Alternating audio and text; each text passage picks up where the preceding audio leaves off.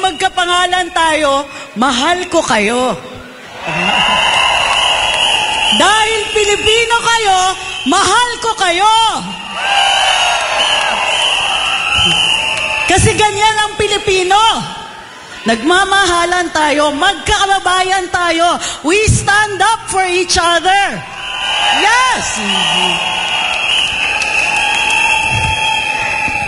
Tingin nyo, ang gobyerno natin, mahal nila tayo? Alam nyo kung ano yung mahal? Pagkain! Tubig! Kuryente! Hindi nila tayo mahal. Pero mahal ang pagkain, tubig, kuryente. Pinapabayaan nila tayo.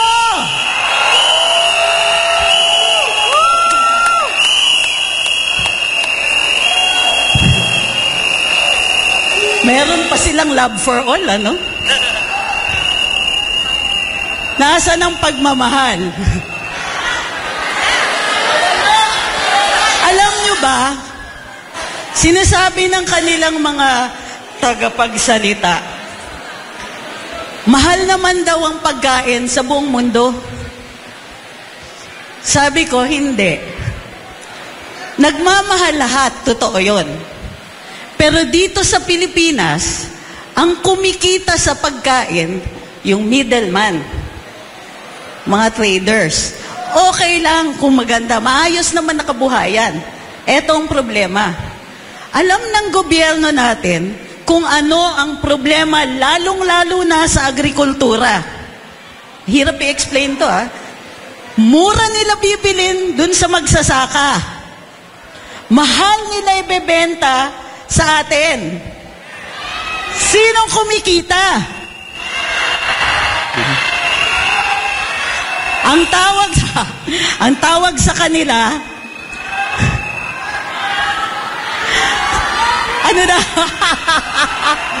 Magnanakaw? Hindi. Ang tawag sa kanila,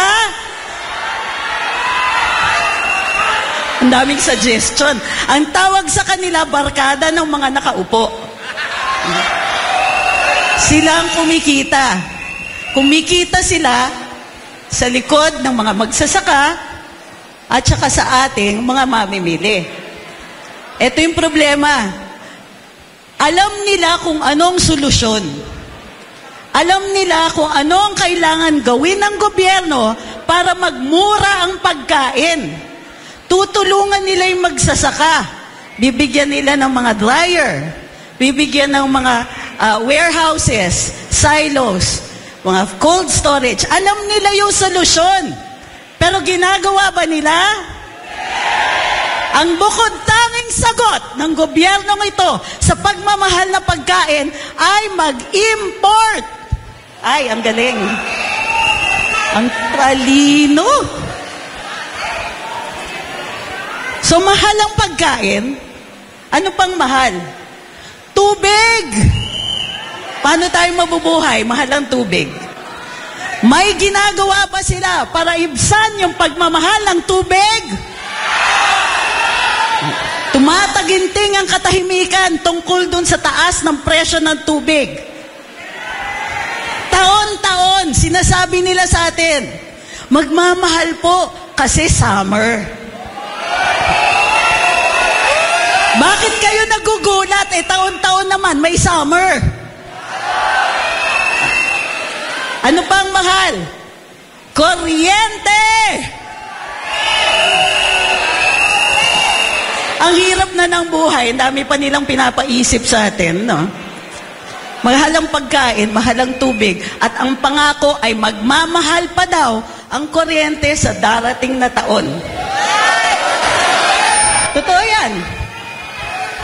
Ang masaya niyan, brown out na, mahal pa yung kuryente. Saan tayo lulugar? Kailangan panindigan natin to, titindig tayo. Ang daming binangako sa atin, di ba, nung kampanya? Mahal daw tayo. Pero ang nagmahalang pagkain, tubig, kuryente. Hirap ang mga mamamayan, nag-uumpisa na ang gutom, nag-uumpisa na ang brownout, at susunod niyan, pati tubig, mamamatay na rin. Kaya lang nakikita natin sa kanila, biyahe at saka party.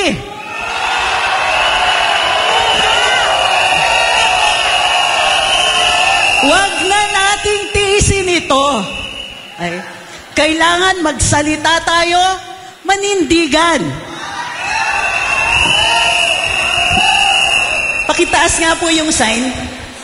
Ano nakasulat dyan?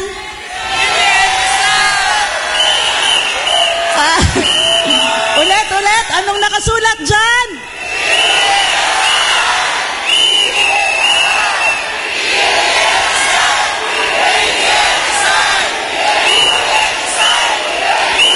Simple lang yan. Sana, kung hindi nila kaya, at least makinig sila. Nananawagan tayo na sana, hindi na nga, mahal na nga ang tubig, kuryente, pagkain, ang taas pa ng krimen. Wala pang trabaho. So, anong natira sa atin? Nagbago tayo ng Pangulo. Manindigan!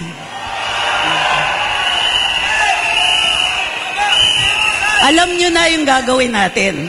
Tayo po ang Pilipino. Di tayo pasusupil. Di tayo pwedeng pigilan magsalita. Di tayo pwedeng pigilan manindigan. Karapatan natin ipaalam sa kanila na tama na. Muli, huwag kakalimutan, kailangan ririnig ang boses ng bayan. Ang dami nating problema. Ang daming problema, ang sinirireseta nila sa atin, concert. Buti sana kung kagalingan yung nagko-concert,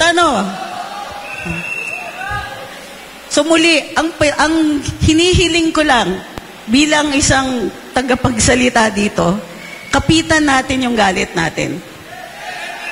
Kailangan tandaan natin kung ano yung ginagawa nila sa atin. Araw-araw, tayo yung nakakaramdam ng taas ng presyo. Pagkain, tubig, kuryente, araw-araw damang-dama natin.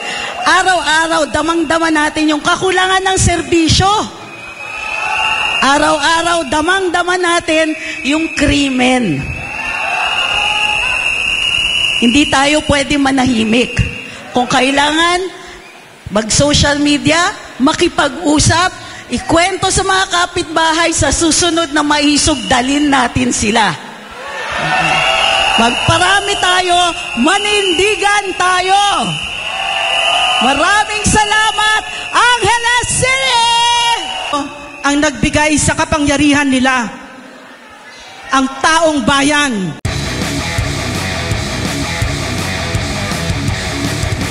Maraming salamat at nag-iisa tayo ngayon bilang isang bansa para marinig ang mga boses natin na mga bingi sa Malacanang. Noong ako ay nagtatrabaho bilang undersecretary kay President Rodrigo Roa Duterte, kapag kami ay kumakain, sasabihin ng ating Pangulo, dating Pangulo, ito lang ang ulam natin. Priniritong isda, meron tayong sabaw, meron tayong dessert, meron tayong prutas. Okay na yan. Kasi hindi natin pera yan. Pera ng taong bayan yan. Hindi niya sinabi yan isang beses o dalawang beses o tatlong beses. Araw-araw na ginawa ng Diyos dun sa 6 na taon na naglingkod ako nung siya ay presidente. Yan ang narinig namin. Ito ang itinuro ng aming Pangulo sa amin. 2 utos at araw-araw na binabatikos si PRRD at ang team niya. Wala kaming inapi kahit na sinong media. At paulit-ulit narinig namin kay President Duterte, magtrabaho lang tayo. So, ito yung nakikita ko ngayon, ang malaking problema sa Pilipinas. Ang mga nakaupo ngayon, walang kahihiyan sa Pilipino, walang kapasidad mahiya, harapan, garapalan kung magnakaw. At minsan, hindi ko naalala na meron kaming fireworks. Pero itong president na ito, ang kanyang first lady, na nagpapalakad ng ating gobyerno, na para bang sila ang may-ari ng Pilipinas, halos araw-araw nagpa-party na may fireworks.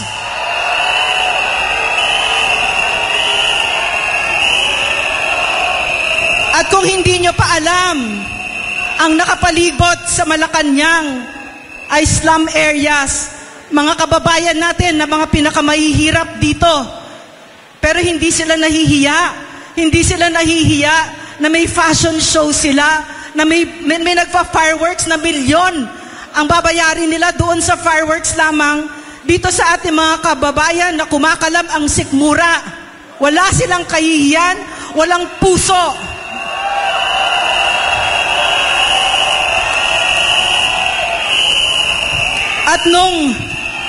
At nung kami ay nagtanong sa programa namin, sa Speaker of the House, na pinsang buo ng Pangulo na ito, totoo ba, Mr. Speaker, na 1.8 billion ang travel allowance ng opisina mo? Ano ang ginawa sa amin? We were illegally detained. Tinanggalan kami ng karapatan namin.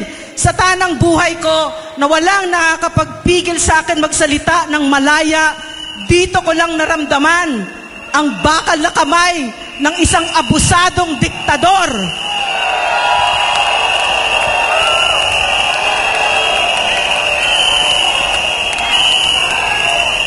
At ano ang ginawa kay Pastor Quiboloy at sa Kingdom of Jesus Christ?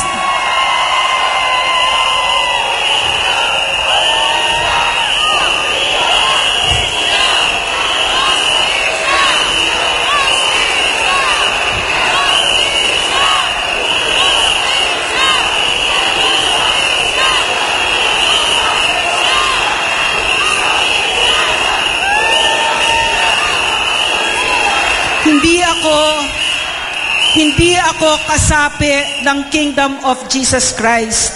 Pero humagulgol ako nung nakita ko yung video ng karahasan ng ating gobyerno.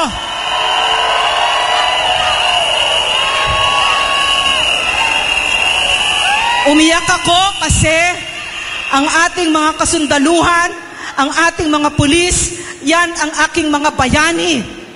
Nung panahon ng dating Pangulo, ang pinaka-trusted, pinaka-pinagkakatiwalaan na ahensya ng gobyerno ay ang ating mga kasundaluhan. At ang pulis, ganun din, for the first time, napakataas ng trust rating ng mga pulis nung panahon ni President Duterte. Pero nakita ko, 2 batalyon na mga sundalo, mga pulis, fully armed to their teeth, matataas na kalibre na mga barel. Nakita ko din, may mga snipers. May mga snipers.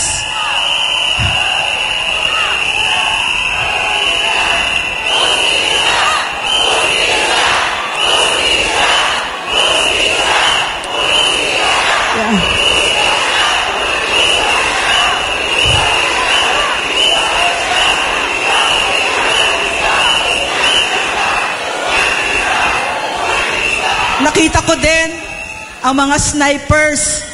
Merong CIDG, may SWAT, may Special Action Force, may mga helicopter. Ano ang kaharap nila? Mga sibilyan, mga inosente, mga misyonaryo, mga church workers na walang kalaban-laban, mga bata.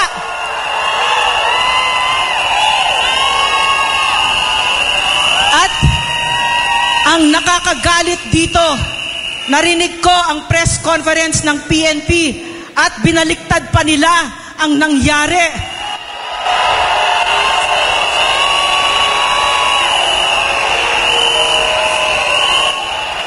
Ang sinabi nila ay isang katawa-tawa na itong mga bata, itong mga unarmed civilians, mga church workers, ang nangharas sa kanila. Paano nangyari yon?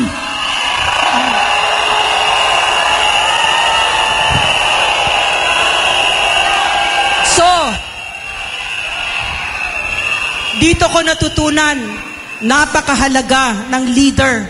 Nung panahon ni Pangulong Duterte, taas noo tayo bilang Pilipino. Pero itong Pangulo na ito, dinadala tayo sa bingit ng gera na wala siyang pakialam sa atin. Para saan, Mr. Marcos? Para saan, Mr. Marcos? Nasisirain mo ang Pilipinas. Para saan? Ang sabi nila, para sa pera na ninakaw ng pamilya nyo sa Pilipino. Kaya ninyo pinagtataksilan ang Pilipino. So, ang gusto nilang paniwalaan sa atin ay wala tayong laban. Wala tayong kapangyarihan. Nakalimutan na nitong mga lulong sa kapangyarihan at kung ano pa, sa droga daw, lulong din. No? Nakalimutan na nila kung sino ang nagbigay sa kapangyarihan nila. Ang taong bayan. At ako,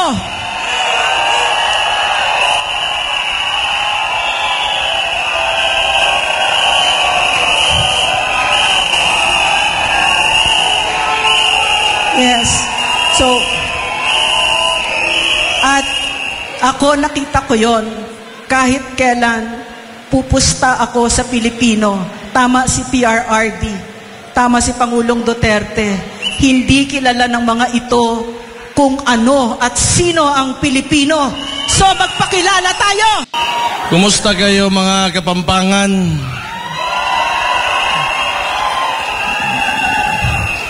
Galing ako doon sa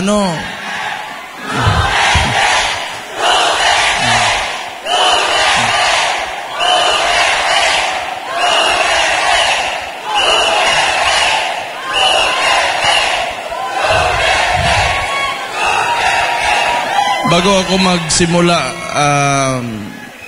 gusto ko pasalamatan yung lahat na nandito at yung tumulong na mangyari itong rally natin, yung hakbang ng maisog. Pinatunayan nyo talaga na ang mga Kapampangan hindi takot at maisog.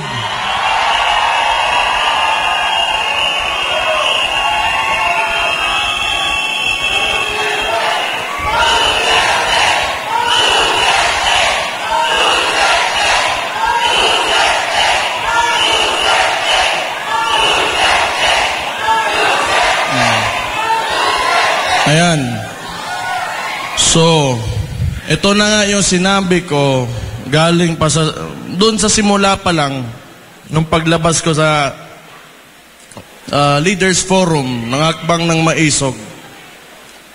Lahat ito, tayong lahat ngayon ay kagagawan lamang ng isang tao. And who is responsible kung bakit tayo nandito ngayon, nagsasama-sama at gusto mag-express ng mga sentiments natin. Sinabi ko yan, simula pa lang, wala sanang ganito kung maayos lang yung presidente natin.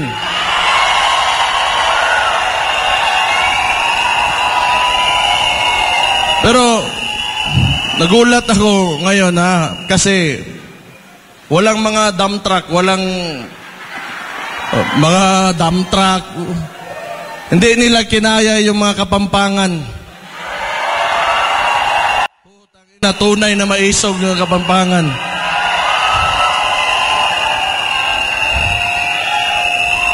Pumunta kaming Dumaguete.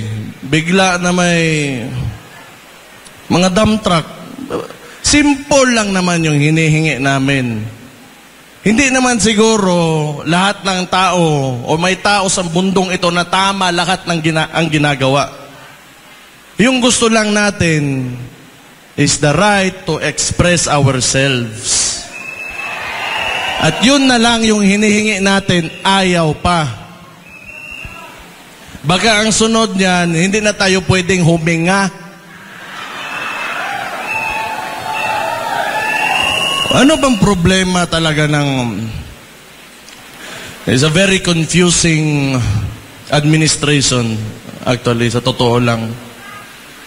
Hindi ko maintindihan yung mga kilos o mga ginagawa.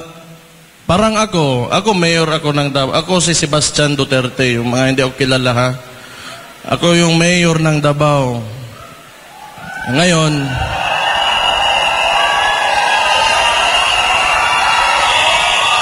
wala pa ako sinasabi. Sandali lang, pagsalitain nyo naman ako.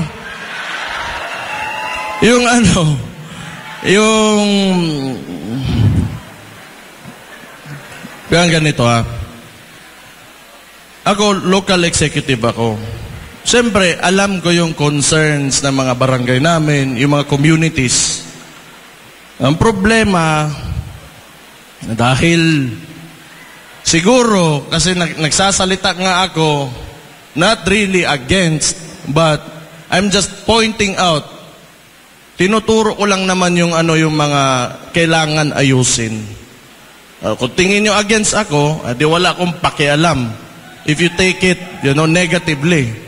Wala akong pakialam. Pero hindi pwede na hindi tayo magsalita.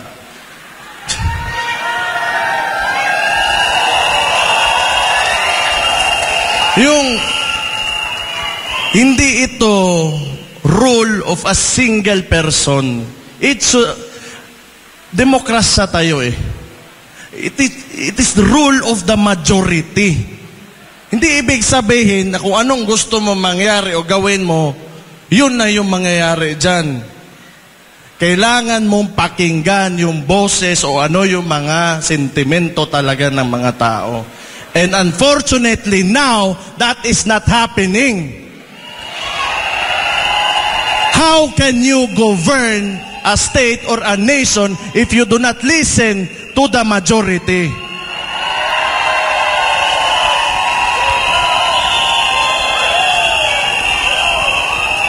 Ang style nito, ewan ko lang, ha?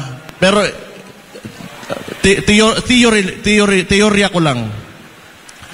Palagay ko, siguro, ang iniisip nila, kasi matagal to nag-upo, yung pamilya nila eh. 20 years, more or less 20 years yan, yung tatay niya, nagkaroon tayo ng authoritarian regime. Siguro, may gusto talaga to na maibalik yon. Kasi sa ginagawa niya ngayon, hawak nila lahat. Ito mainstream media, wala na yan. Wala na yan. Lahat ng formula na ginagawa nila before, they are attempting to do it now. Noon, siguro, 1970s, magagawa mo yan. Walang social media, and mga tao, medyo, hindi, mahirap yung connectivity. O ngayon, sinusubukan na naman nila ulit. Ang gusto niyan, monarkiya. Yung nagsimula talaga yan, yung hakbang ng maisog, pagkatapos nung people's initiative nila. Gusto nila ng charter change so that they can perpetuate their position hanggang sa kung kailan nila, hanggang sa mamatay na lang tayong lahat. Ayaw nang bumaba.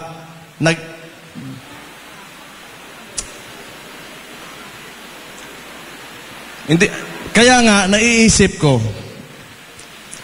talaga bang walang hiya?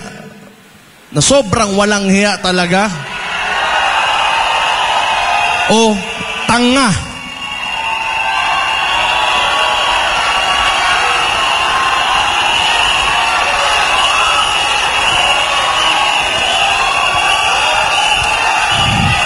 Kung gusto nila na sila-sila lang, sabihin na natin, marami naman paraan yan.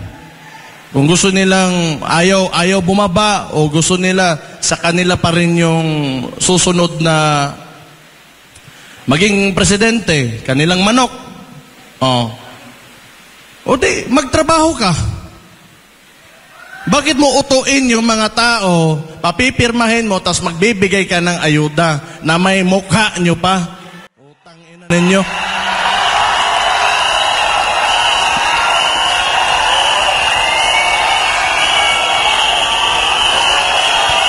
That is also one reason kung bakit, alam nyo, nandito talaga ako. Because I do not agree yung traditional politics talaga. I'm sorry kung maraming matatamaan. Ako, mayor man din ako. Andyan din yung picture ko. But it's time for us to move on. Hindi ibig sabihin, may bigas dyan, nandyan yung mukha mo, sa kanya yan. Pera ng tao yan.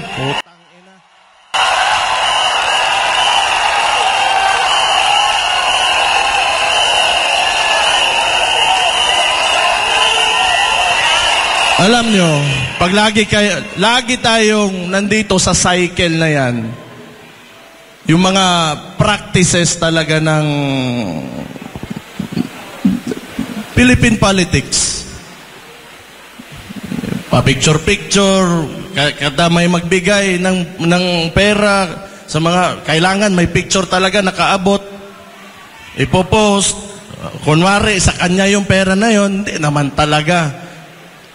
Huwag na kayong maniwala sa ganon. Kailangan, we have to go beyond that.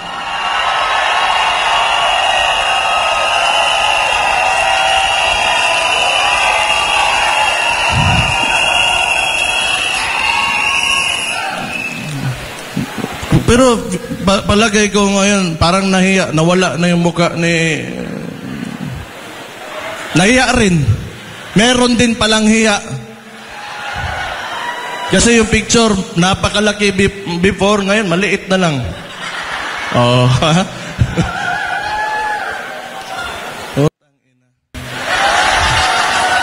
Hindi. Excuse me for my bibig ko. Ano lang yung expression lang yan. It's a frustration actually. That's why. Dapat ito lang talaga. Balik ako sa People's Initiative. Utuin mo yung mga tao. Kasi yung takbo pa ng... may Senate hearing man yun. Senator Amy Marcos was there. Nakita talaga, may findings talaga na nangyari yon, na niloloko nila yung mga tao. Sa dami mong problema and you know the opportunity that you have being a head of state or president, or you know, like a couple of people who are in the highest places in government, positions in government, ang dami mong pwedeng ayusin, but your unang-una mong priority is magpatagal lang ng wala pa ka magpakita ka naman ng kahit may ginawa ka lang. Wala talaga.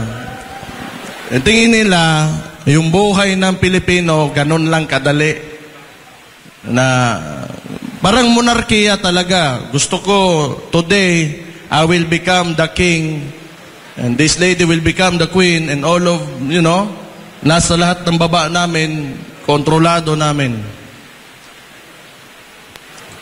Sira ulo po.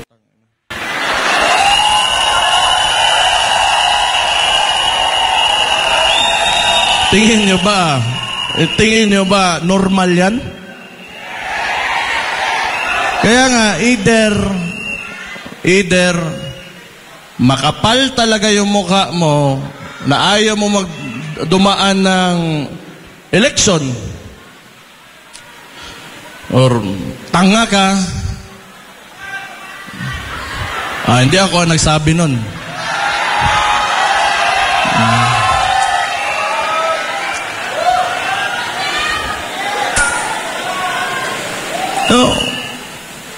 Tapos ngayon, O, siyempre, pumalag yun kami. May mga ibang probinsya din. Yung si Governor Hubahib ng Davao del Norte. So, nagparali sa doon. Anong ginawa ng mga gago? Sinuspende. Actually, I'm really surprised kung bakit hindi pa ako suspended ngayon.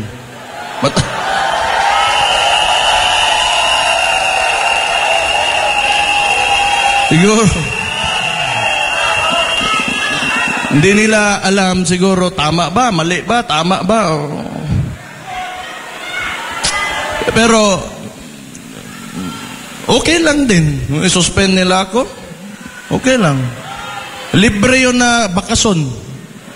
Yung mga anak ko, mapasal ko, wala ko iisipin. Hindi na ako mag-take ng leave. Pero, rumors lang din naman yun. Sinuspende nila si Governor Hubahib pagkatapos ng hakbang ng Maisog. Kasi, sa kanila, hindi pwede na magsalita ka. Hindi pwede na may ibang tama or may punto ka. Kailangan sila lang yung tama lagi. Saan yung utak nito mga to?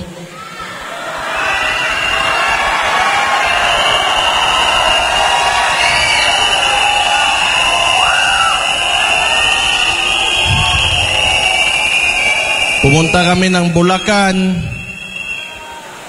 Ang hakbang ng Maisog, nag-attempt sa Bulacan. Hindi natuloy. Ang dami nilang exhibition. Gamit pa yung mga tao sa gobyerno. Sa Dumaguete, it was the same thing. Pumunta kami ng hakbang ng Maisog. Andon, kasama si former President Rodrigo Roa Duterte. Nilagyan nila ng mga truck yung part kung saan dapat yung demonstration. So, bakit ganun ba kasupot talaga yung mga galawan ng itong mga to? Di na lang pwedeng hayaan na lang. Maglaro lang kayo ng patas. So, matotal, wala man talagang masasaiyo ang lahat nitong mundong ito. Walang ganun. Walang ganun. Kahit kung sabihin mo, napakagaling mo, may isa talaga, 2 tao dyan na will disagree with you. And hindi pumapasok sa utak nila. Kaya nga, hindi ko sobrang extreme yung thought process. Naglagay pa rin ng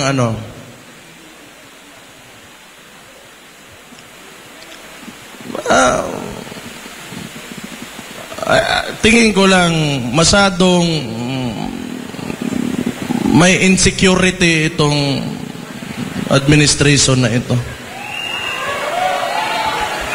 Kasi if you are really confident with what you are doing, ano yung trabaho mo at sa mga ginagawa mo at maayos ka naman, so bakit mo pipigilan yung mga ganitong klaseng activities? Wala naman, no harm done. Nagsasalita lang naman, and it is our constitutional right to express ourselves. Siguro may yan. Ewan ko lang, hindi ko lang talaga alam. Kasi hindi rin naman talaga itong si BBM, yung klase ng presidente na he will address, like current issues. Napansin ko lang,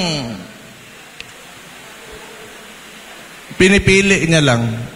And it's, a lot of this, itong nangyari dito, alam ko yan kasi mayor ako. Isipin na lang natin, nasa isang barangay, may nangyayari na ganito. Then, it will be my responsibility and part of my job. Kung tatanungin ko, what is the problem? Paano natin ayusin yung problema na yan? Paano natin para matapos na lahat at mapayapa tayo ang lahat? Pero wala akong makitang attempt talaga from this administration na gawin yun. All they do, pagkatapos ito, marami na naman yung mangyari sa Davao. Katulad nung, ito talaga. Ako, mayor ako. Ayaw ko yung mga tao sa Davao, bangag. Ayaw ko ng drugs, di ba? Ayaw ko ng mga tao doon kumakain ng sabo o ano-ano dyan. So, you know, wala naman talagang sinabi ko, I'm declaring war on drugs. This city is against drugs. O anong ginawa nila? Nirelieve nila 36 ka pulis. Wala naman ako inutusan. Tanga talaga.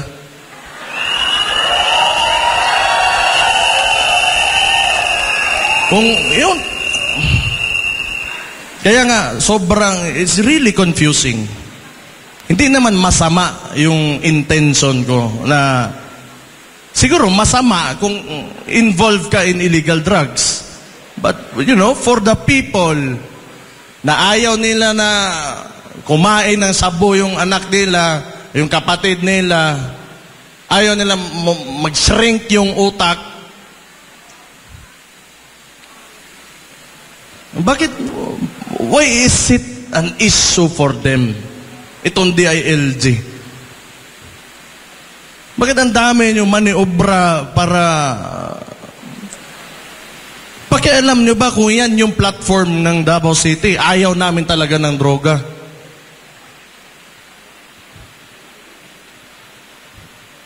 What? So,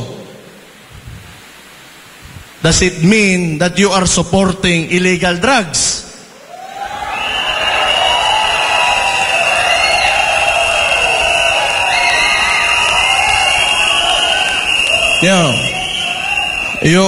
The declaration on war on drugs is because I am concerned of the welfare of the Davaoenos. Tapos gusto nilang barahin, isira ulo.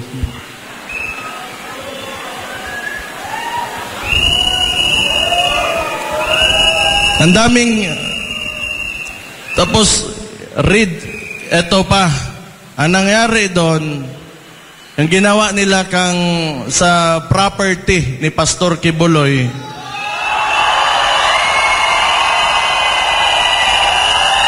this is a very recent one.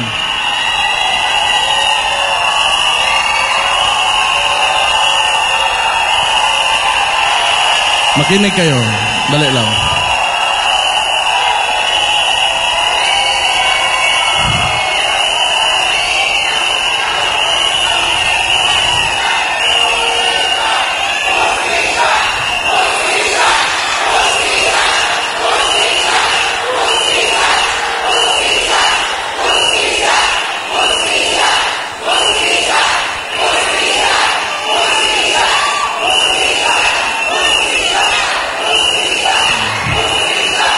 Tama talaga. Yan ang wala talaga sa Pilipinas. Hustisya.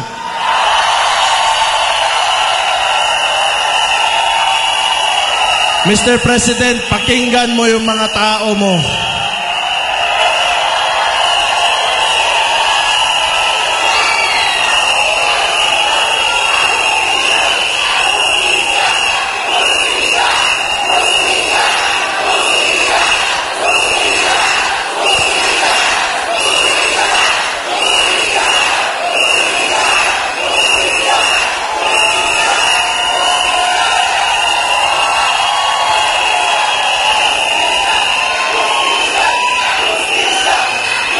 Ayan.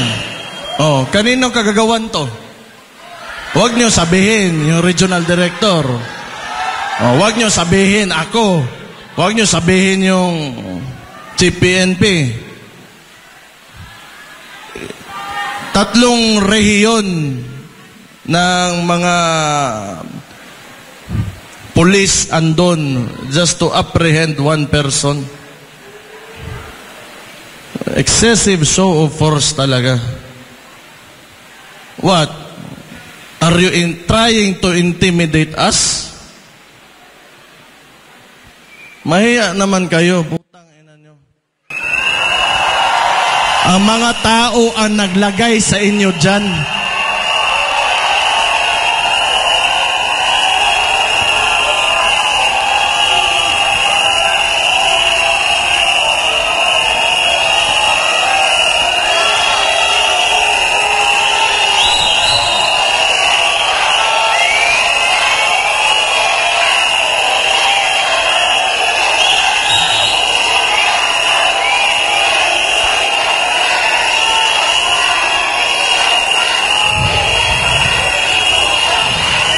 Tapos ngayon, ang ginawa nila, imagine this.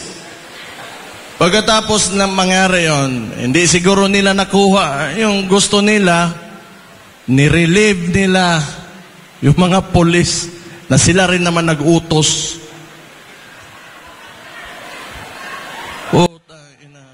Sira ulo talaga.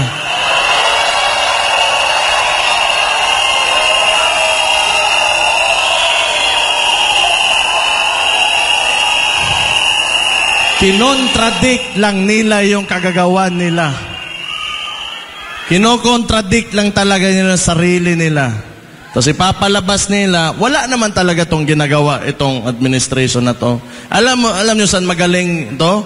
PR lang.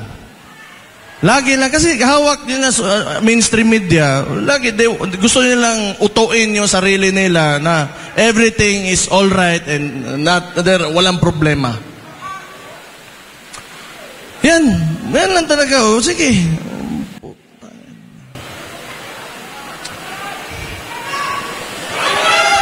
Tapos gusto pa ng...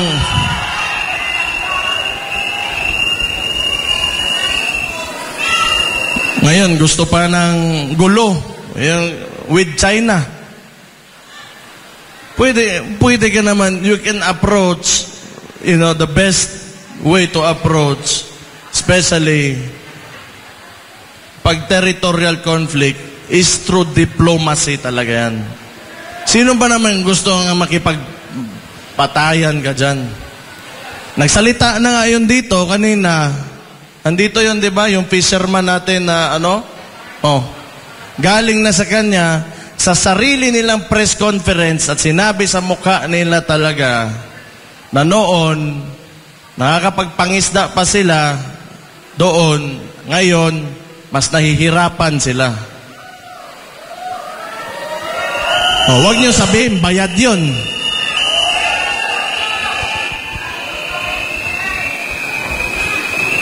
Kailangan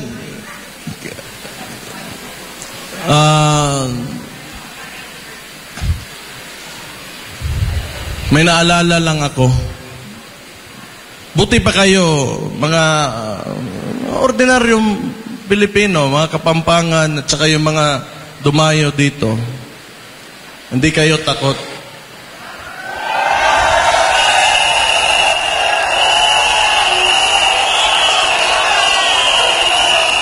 Pero, tingnan natin yung Congress natin ngayon at yung Senado.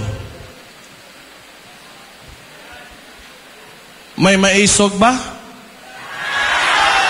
Ni isa wala. Sabagay, mga lehislatura, mukhang pera talaga yung mga yan. Sana wag lang sila magalit kasi totoo naman. Mukhang pera na. Hindi siguro lahat, pero mukhang pera yung mga yan. Kasi power, the legislative body is the power of the purse. Diyan dumadaan lahat ng pera eh. So, lahat ngayon, soft projects, katulad nung isang, may video, sa Davao, sa Digos, may binigay na ayuda, kinuha ng barangay yung 8,000, ang binigay doon sa recipient is only 2,000. So, pag soft projects talaga, mabilis lang yan. And they are all funneling the budget on soft projects. So, kayo na bahala mag-isip kung ano yan. Ikaw, Bongo. Kumpare, taka. Pero kung alam ko lang pala na magkakaganito, yung mga tao, yung nagboto kami, mga Dabawinyo, nagboto kami sa Imuhabong. Kung alam ko lang na ganito lang pala yung gagawin mo, sana hindi na lang.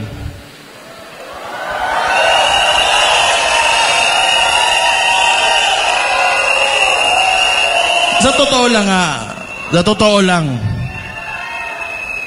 ako, yung iniidolo ko talagang senador, si Miriam Defensor Santiago, the late Miriam. Purya hisgot lang kasi wala na yung tao, pero iniidolo ko talaga. Yun talaga yung hero ko.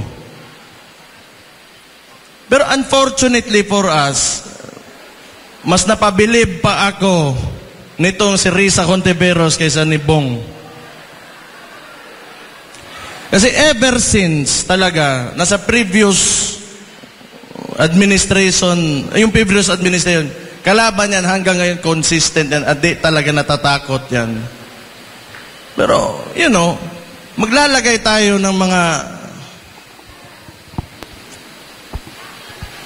you have time, pare, Bong, na kahit you have time to redeem yourselves. Ihatag ni, ipakita sa MOA that you will stand by the Filipino people. Show your love, yung pagmamahal mo sa bansa, na mas umaapaw pa kaysa sa pagmamahal mo sa sarili mo. Kasi hirap na yung mga tao ngayon.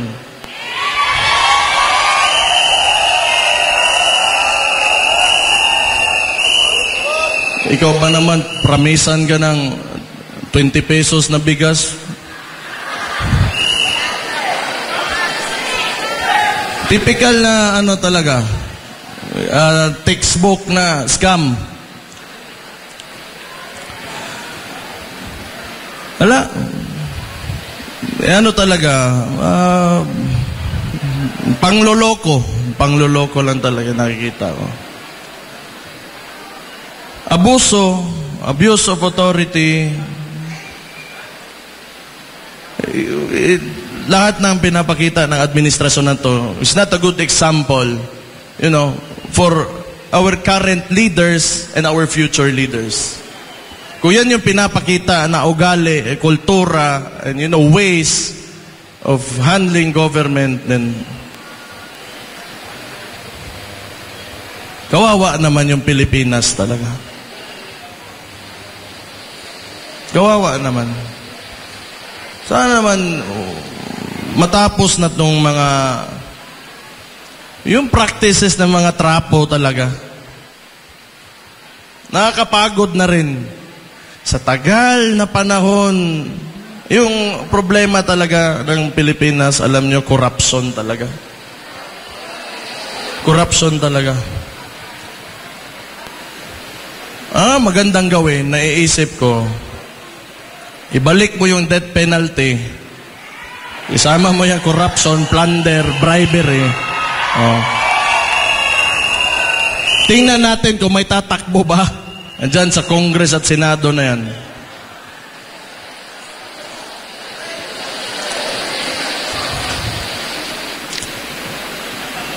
Kung nakikita nga, mga elected officials, ikaw yung boses ng tao and you're in a national position, and you should be saying something. Especially when it's very clear, kitang-kita na ng lahat, the atrocities of what the administration is doing. And you should say something. Wala. Di, tayo na lang.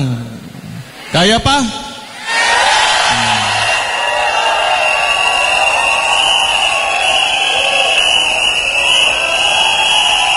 Pero alam nyo, hindi ako naniniwala na hindi kaya talaga ng Pilipino.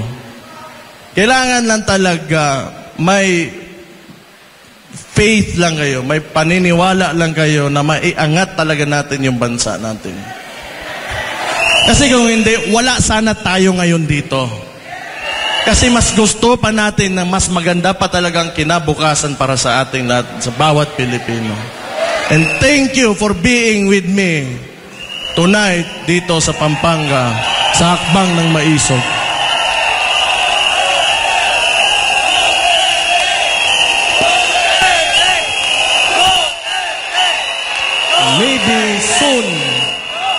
Maybe soon, you know, yung mga anak natin, yung mga our grandkids, yung mga apo natin, they will be living in a better Philippines, na mas maganda, mas maayos, mas maligaya na Pilipinas. So, salamat for being with us sa Hakbang ng Maisog. Ituloy nyo lang. We share the same sentiments. Gusto natin ng maayos na kinabukasan at may seguridad para sa mga susunod sa atin. The future generation. Yun talaga yung mahalaga. Someday, hindi na nila pagdaanan pa yung mga dinadaanan natin ngayon. We should give them, you know, better problems than what we have now. And I think that is the ultimate goal and our ultimate responsibility as parents and as elders sa bansang ito. So, kailangan sama-sama talaga tayo, united tayo with one cause na at isang paniniwala na makakamit natin mas maliwanag at mas progresibo, magandang Pilipinas pagdating ng panahon.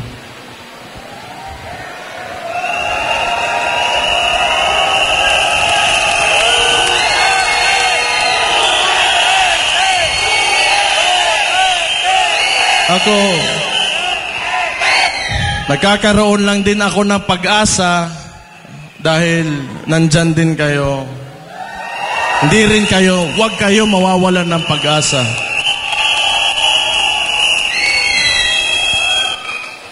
Okay na yun. Tama na, marami pa magsasalita. Pero, you fight for your country.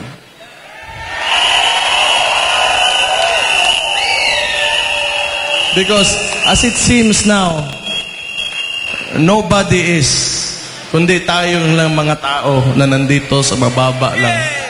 So we will fight for that. And no one, sa nakikita ko, sa politika ng Pilipinas ngayon, takot lahat.